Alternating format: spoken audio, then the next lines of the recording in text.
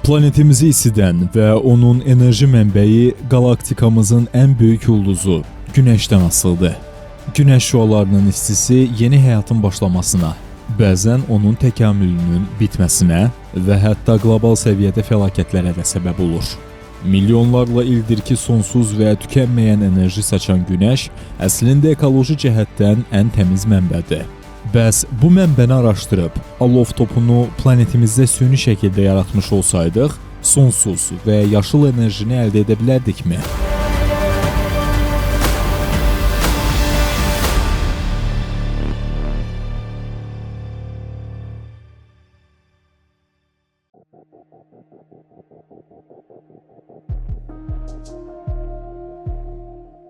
Təmiz, dayanıqlı və demək olar ki, tükənməz enerji mənbəyi axtarışı elmi və texnoloji inkişafları uzun illər boyunca təşviq edib. Bu istiqamətdə ən perspektivli həllərdən biri Günəşi və ulduzları enerji ilə təmin edən termonüvə reaktorudur.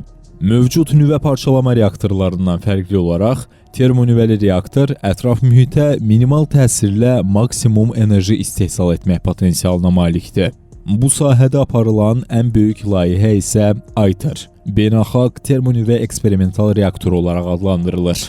Bəs ITER-in əhəmiyyəti, eyni zamanda birləşmə enerjisinin əldə edilməsindəki çətinlikləri və bu inqilabi texnologiyanın gələcək perspektivləri gələcəyin enerji modelini necə dəyişdirə bilər? Termonüvə reaktorunun Günəşi enerji ilə təmin edən prosesin yer üzündə tətbiq olunması arzusu 20-ci əsrin əvvəllərində alim Arthur Eddingtonun ulduzların enerjisini termonüvə sintezi ilə istehsal etdiyi fikri irəli sürməsi ilə başladı. 1950-ci illərdə dünya alimləri bu prosesi yer kürəsində təkrarlamaq üçün araşdırmalara başladılar. 1958-ci ildə Sovet İttifaqı Tokamak adlı inqilabi bir cihaz icad etdi. Güclü maqnit sahələrindən istifadə edərək plazmanı saxlamağa imkan verən bu cihaz Andrey Sakharov və Igor Tam tərəfindən işlənib hazırlanmışdı və bu icad qısa zamanda termonüvə araşdırmalarında əsas üsul halına gəlib. 20-ci əsrin ikinci yarısında termonüvə reaktorları ilə bağlı araşdırmalar qlobal miqyasda genişləndi. 1983-cü ildə Böyük Britaniyada tikilmiş Birgə Avropa torusu və Amerika Birləşmiş Ştatlarında qurulan Tokamak termonüvə test reaktoru termonüvə sintez reaksiyalarının mümkün olduğunu sübut etdi, lakin kommersiya məqsədi ilə istifadə üçün hələ yetərli deyildi. Bundan sonra ITER layihəsi, tarixdəki ən böyük və iddialı termonüvə layihəsi ortaya çıxdı. 1985-ci ildə əsas dünya güclərinin əməkdaşlığı ilə başlanan bu layihə termonüvə reaksiyasının istifadəsini edə bilən enerji mənbəyinə çevrilə bildiyini sübut etməyi hədəflədi. Fransada yerləşən ITER beynəlxalq səviyyədə əməkdaşlığın ən böyük nümunələrindən biridir və gələcək termonüvə elektrik stansiyalarının əsasını qoymağa planlaşdırır. Bugün yüksək temperatur superkeçiriciləri və özəl sektorun yatırımları ilə termonüvə enerjisinin reallığa çevrilməsinə daha da yaxınlaşmışıq. Əgər bu uğurla həyata keçərsə, bəşəriyyət üçün sərhədsiz, təmiz və davamlı enerji mənbəyi olacaq. Almaniyanın Greifswald şəhərində dünyanın ən böyük Wendelstein 7X stellatorun, başqa sözlə desək, idarə olunan termonüvə sintezinin həyata keçirilməsi üçün reaktorun tikintisi başa çatıb. 1 milyard avrodan çox vəsaitin xərcləndiyi sınaq obyektin tikintisinə 2005-ci ildə başlanılmışdı. Reaktor maqnit sahəsi yaradaraq plazma ilə temperaturu 100 milyon dərəcə Selsidə saxlayan və ümumi çəkisi 725 ton təşkil edən 70 yüksək keçirici çarxdan ibarətdir. Fiziklər qurğuda plazmanı 30 dəqiqə ərzində saxlamaq niyyətində idilər, lakin bu hədəf dünya üzrə 20 saniyədən çox reallaşdırıla bilməyib. Hazırda dünyada iki perspektivli Tokamak və Stellarator termonüvə reaktor layihələri mövcuddur. Hər iki qurğuda plazma maqnit sahəsi ilə saxlanılır, lakin Tokamakda plazma cərəyanın ötürdüyü toroidal naqil formasına malikdir. Halbuki Stellaratorda maqnit sahəsi kənar çarxlara yönləndirilir. Termonüvə reaktorlarda ağır nüvələrin daha yüngül nüvələrə parçalanması prosesinin yer aldığı adi reaktorlardan fərqli olaraq, ağır elementlərin yüngül elementlərlə, məsələn, helium, hidrogen izotoplarından deuterium və tritium sintez reaksiyaları baş verir. Almaniyada inşa olunan qurğu beynəlxalq sınaq termonüvə reaktoru layihəsinin, yəni International Thermonuclear Experimental Reactor rəqibi hesab edilir. Fransanın cənubunda, Marsel şəhərinin 60 kilometrliyində inşa edilən Ayter tokamakı dünyanın ən nəhəng termonüvə reaktoru olaraq hesab edilir.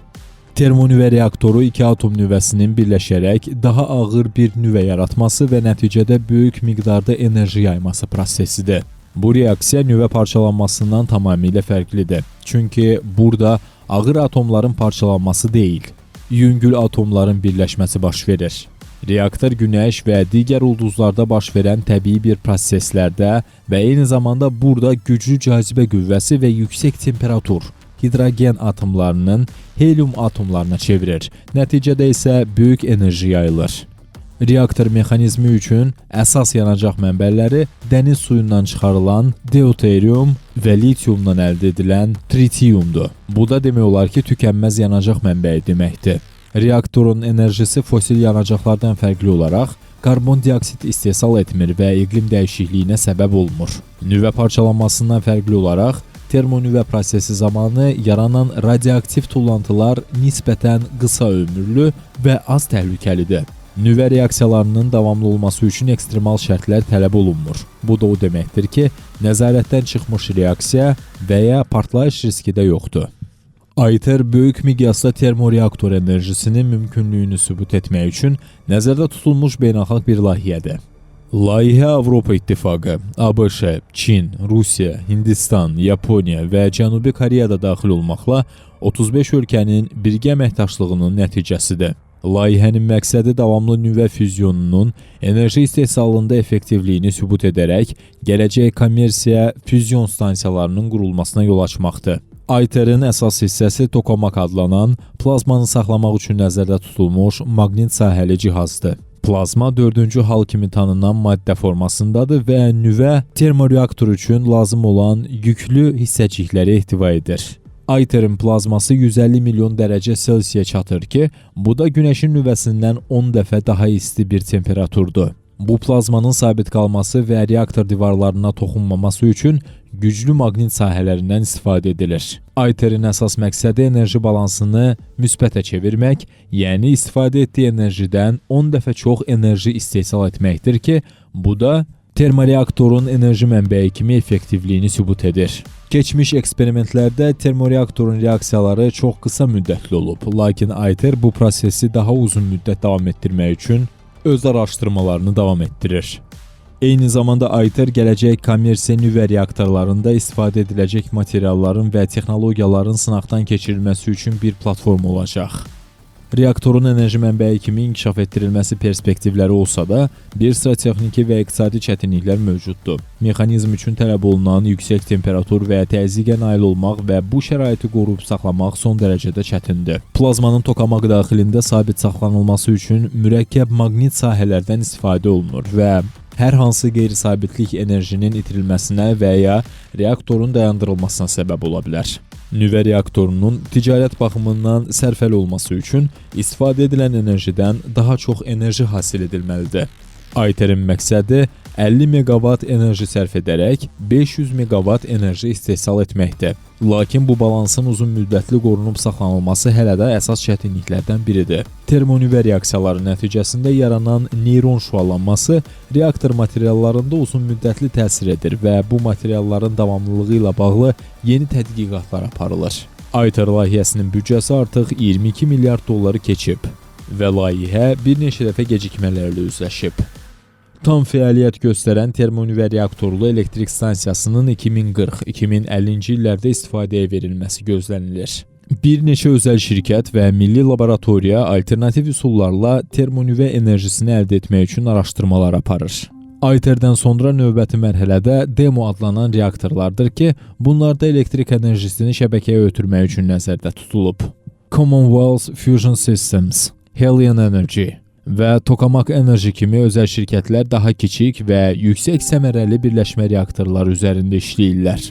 Bu startaplarda yüksək temperaturlu super keçiricilər və maqnitləşdirilmiş hədəf füzyonu kimi yeni metodlar üzərində tədqiqatlar aparırlar. Tokamakdan başqa alternativ termonüvə reaktor üsulları da mövcuddur. Məsələn, Inertial Confinement Fusion, yəni lazerlə sıxılmış yanacaq üsulu və Stellarator texnologiyası. Məsələn, Almaniyanın Wendelstein 7X reaktoru, hansı ki, tokamaklardan daha sabit plazma təyin etməyə çalışır. Əgər ki, nüvə reaktoru enerjisi uğurla inkişaf etdirilərsə, bu dünyanın enerji mənzərəsini tamamilə dəyişdirə bilər.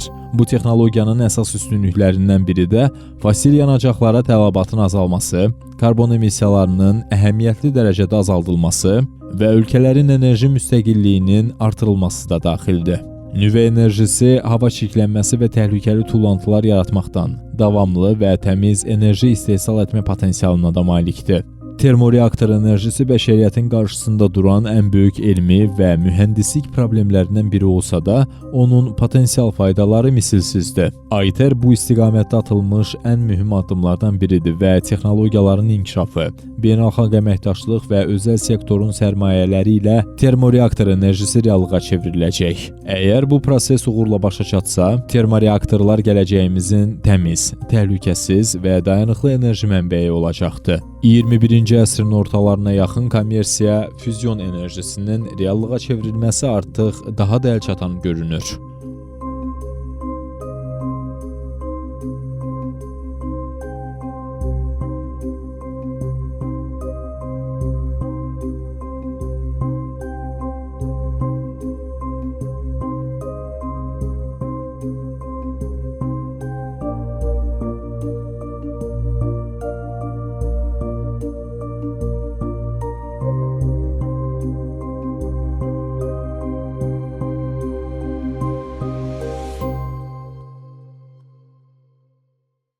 Bu məqamda isə nüvə enerjisindən başqa atom enerjisinin də önəmi yada düşür. Çünki atom elektrik stansiyaları vasitəsilə alınan enerji də ekoloji cəhətdən daha zərərsiz hesab olunur.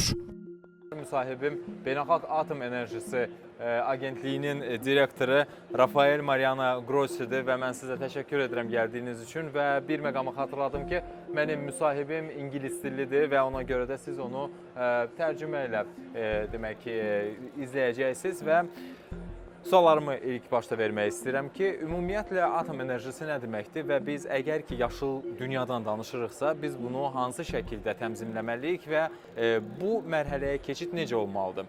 First, thank you so much for joining us in our studio. So my first question is about the atom energy. So what is this? So, and we are talking about the renewable energy. We are talking about the green conversation. So what is the transition for this? Yeah, indeed. What is the IAEA? MAGATE veya nüvə enerjisinin burada COP-da nə işi var? Bilirsiniz, keçən il təşkil olunan bir öncəki COP nüvə enerjisinin bərpa olunan mənbələrlə birlikdə sürətlənməsi ilə bağlı razılaşdı.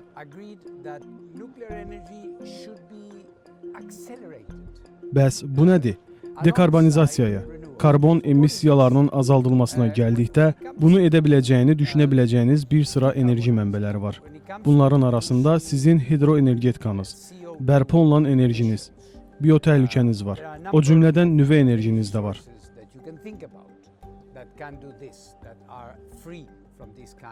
Nüvə enerjisi bugün bizim danışdığımız kimi artıq təmiz enerjinin 25-30%-ni təmin edir. Ümumi enerjinin təxminən 10 və ya 11%-ni istehsal edir. Təxminən 30-32 ölkə nüvə enerjisinə malikdir. İstisnalar xaric. Bütün sənayeləşmiş ölkələr buna malikdir. Bütün sənayeləşmiş ölkələr buna sahibdirlər.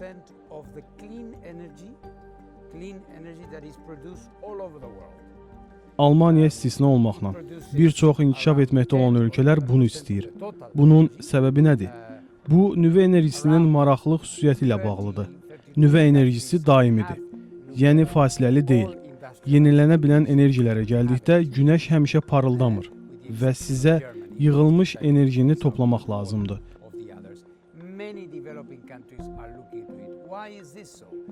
Bu o qədər də asan deyil. Bərpa olunan enerjilər, deməliyəm ki, çox vacibdir. Biz bərpa olunan enerjinin tərəfdarıyıq. Amma MAGATE-nin nöqteyi nəzərindən dediyimiz kimi, sizə lazım olan şey inteqrasiya olunmuş enerji ötürücülərinin lazım olan anda ehtiyac duyduqlarına əlçatanlıq imkanı verən müxtəlif elementləri olan enerji matrisləridir.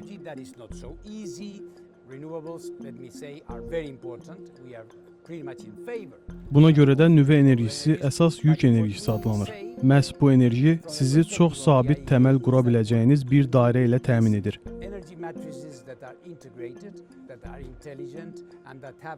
Buna görə də böyük iqtisadiyyatlar nüvə enerjisinə çox güvənirlər. İndi isə Azərbaycan da daxil olmaqla nüvə enerjisinə maraq göstərən çoxlu ölkələr var. Biz bu nüvə enerjisindən hansı sektorlarda istifadə edə bilərik? Bu hekayənin başqa bir hissəsidir. Bayaqdan müzakirə etdiklərimizə nüvə elmi və nüvə texnologiyası əlavə edə bilərik. Məsələn, gəlin gündəlik həyat nümunələrinə nəzər salaq. Nüvə təbabəti, radioterapiya, bunlar özü də nüvə enerjisi ilə əlaqədardır. Bu enerji növü xərçəngi, müxtəlif kardiopatiyaları və digər şeyləri müalicə etmək üçün tətbiq olunur.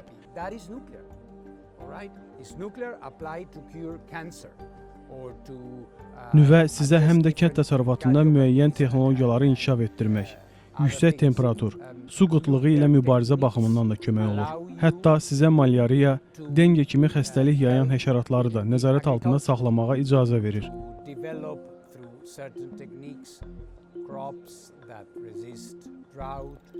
Bütün bunları nəzərə aldıqda görürük ki, nüvə texnologiyası və tətbiqləri inkişaf baxımından olduqca vacibdir. So it's a big scale. So my question, I know that we have really short time, so Bunun xərci nə qədərdir? Sərfəli və təhlükəsizdirmi? Eyni zamanda əvvəlki paneldə qeyd etdiyiniz mövzunu xatırladım. Qafqaz ölkələri, Ermənistan, Gürcüstanın regional yenidən qurma işində əməkdaşlığını dilə gətirmişdiniz. Bunu Azərbaycanda da etməyi planlaşdırırsınız. Nə düşünürsünüz? Bu region üçün perspektivlər nədir?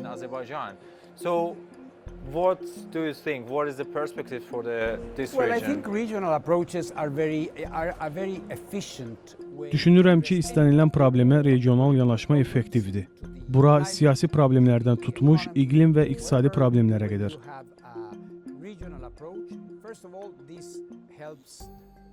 Regional yanaşma ilk növbədə yaxşı qonşuluq əlaqələri, sülh və əməkdaşlıq baxımından vacibdir.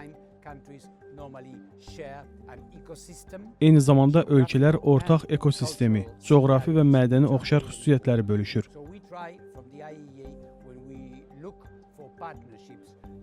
Biz də MAGATE olaraq əməkdaşlıq edəcəyimiz ölkələrdə tətbiq edəcəyimiz layihələrin daha çox faydalı olması üçün bu cür amilləri nəzərə alırıq. Biz bunu bir çox sahədə tətbiq edirik. Məsələn, sudan istifadə, təbabət və digər sahələr. Nüvə enerjisi ilə bağlı bir sıra yeniliklərimiz var. Belə regionlar üçün indi daha az xərc tələb edən, daha kiçik nüvə reaktorları təklif edə bilirik. Bütün bunlar bugün qarşılaşdığımız çətinliklərin öhdəsindən gələ bilməmiz üçün müxtəlif alternativlər təklif edir.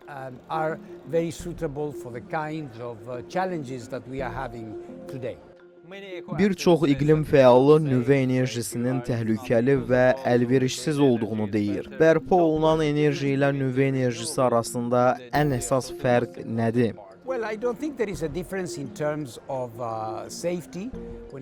Əgər təhlükəsizlik nöqteyi nəzərdən yanaşsaq, bu iki enerji növü arasında müxtəliflik olduğunu düşünmürəm. Bunu müqayisə etmək üçün nüvə enerjisinə dair təhlükəsizlik qeydləri də var. Bəzi aktivistlər bunun təhlükəli olduğu qənaətindədirlər. Ancaq reallıq onu göstərir ki, 70 illik nüvə enerjisi istehsalı tarixində 2 insident baş verib. MAGATE olaraq bizim məqsədimiz də təhlükəsizliyi təmin etməkdir. Məsələn, sizə qonşu olan ölkədə də atom elektrik stansiyası var. Bu, MAGATE-nin təsis etdiyi standartlara cavab verir və bu yolla siz özünüzə etimad yaradırsınız. Thank you so much for Thank sharing you. your time və xatırladım ki, mənim müsahibim Beynəlxalq Atom Enerjisi Agentliyinin direktoru cənab Rafael Mariano Grossi idi və biz onunla atom enerjisi haqqında danışdıq. Eləcə də yaşıl gələcəyə keçidlə bağlı suallarımızı cavablandırdı. Təşəkkür edirik. Çox sağ olun. Thank you very much.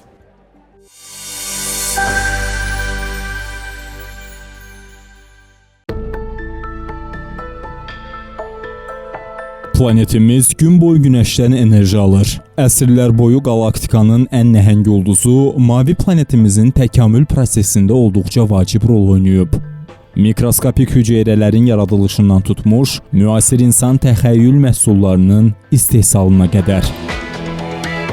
Bəşər övladı günəşi müşahidə etmək, ona daha da yaxınlaşmaq üçün hər cür yola əl atır.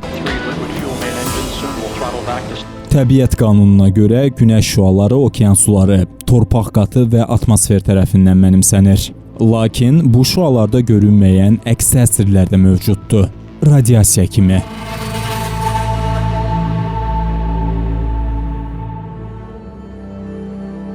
Son zamanlar günəşdə güclü partlayışlar baş verir. Bundan başqa günəşdə və ətrafında müxtəlif ləkələr görünür. Çoxunun qeyri-adi hal kimi qiymətləndirdiyi təbiət hadisəsi əslində niyə baş verir?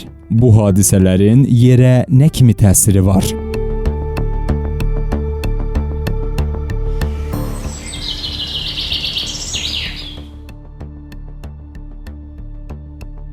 And yet it pays, so it almost has 60%. Sizi Azərbaycanın ən bənövşəyi mənzərəsinə dəvət etməyimin səbəbi var. Günəşdən atılan yüksək miqdarda ultra bənövşəyi şüa planetimizə olduqca böyük zərər verir. Torpaq üzərində bitən bütün bitkilər, cəngəllik və meşələrdə yaşayan heyvanlar və həmçinin insanlar da ultra bənövşəyi şüaların hədəfinə çevrilir. Günəşdə baş verən partlayışlar zamanı bu şüaların təsiri həyat zəncirinin qanunlarını pozur. Məsələn, çaylar və fəsillər. Çayların axın istiqaməti dəyişə bilər. Anormal hava şəraiti, eləcə də yay fəslinə xas olmayan iqlim şərtləri bütün canlıları tədricən yox olmasına səbəb ola bilər. Ən çox təsirlənən təbii sərvət isə torpaqdır və məhz torpaqda yetişən bitkilərlə də insan qidalanır. Nəticədə xəstəliklər və canlı orqanizmlərin mutasiya prosesi baş verir. Bütün bunların səbəbi isə müasir sənayenin atmosferə atdığı zərərli qazlarla əlaqəlidir. Bir vaxtlar Hollywood filmlərində izlədiyimiz o səhnələr ki var, günəş şüaları insanların dərisini yandırır, insanlar sadəcə gecələri açıq havada çıxıb gəzə bilirlər, bütün bunlar baş verə bilər.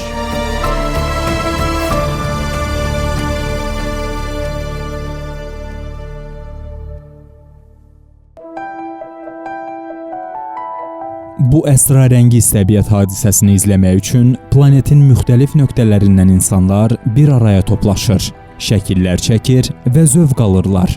Bəs bu sayrışan rənglərin arxasında nə dayanır? Gözəllik, yoxsa dünyanın sonu? Günəşdə baş verən partlamalar nəticəsində yer kürəsində geomaqnit fırtına baş verir. Bu partlayışlar yerin ətrafındakı peykləri, planetin elektrik sistemini sıradan çıxara və azon təbəqəsini dağıda bilər. Bu isə planetin məhvi deməkdir.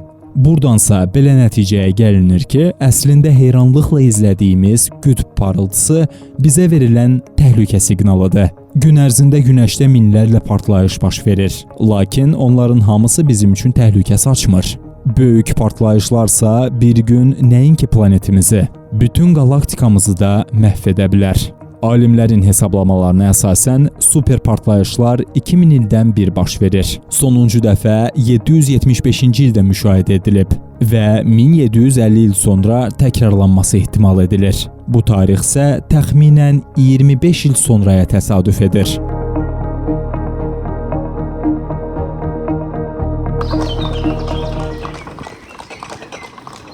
Günəşdən atılan radioaktiv şüaların təsirini əyani şəkildə göstərmək üçün Zakataladayıq. Burada olduqca unikal bir yemək növü var ki, məhz onun hazırlanma qaydası ilə planetimizin hansı risklə üz-üzə olduğunu əyani şəkildə göstərəcəyik. Maxara Zakatala mətbəxinin qədim yeməyidir. Hətta günəşi simgələyir. Maxaranı bişirəndə sadəcə ona görə çevirirlər ki, bunu onun üstünə tökərkən günəşi xatırladır. So, Professor, I have a question regarding Professor, sualım belə olacaq ki, Günəşdə yaranan partlayışlar planetimizə necə təsir edir? So what's the reason for this?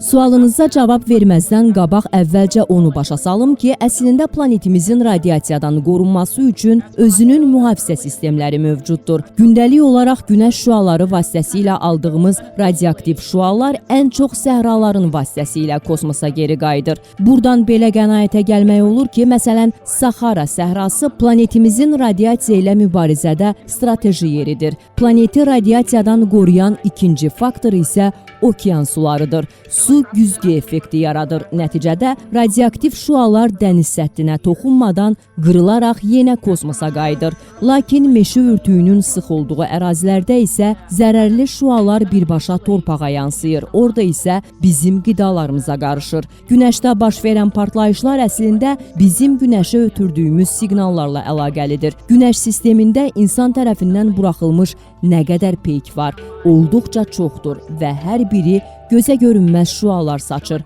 Planetimizdə xüsusilə azon qatının zədələnməsi qlobal istiləşməni artırır. Bu da günəşdə partlayışlara səbəb olan amillərdən biridir. Çünki bu bir uzun xəttdir, bu bir əlaqədir və bir komponent pozulduqda tədricən xəttin başlanğıcında problemlər yaranır. İndi isə gəlin bunu sizə izah edim. Qalxın və günəşi simgələyən maxaranın üzərində bunu öz gözünüzlə görün və bizi izləyənlərə də başa salın. Professor məndən istədiyi o idi ki, mən sadəcə sizə yer kürəsi olaraq göstərim və hazırda maxaranı da bir günəşi simgələyən günəş olaraq və onun üzərində yaşanan partlayışlar nəticəsində saçaqları, yəni düşünün ki, bu hər biri günəşin partlaması nəticəsində meydana gələn maqnit qasırğasıdır ki, o daşır və nəticədə yer kürəsinə ciddi şəkildə zərər verir.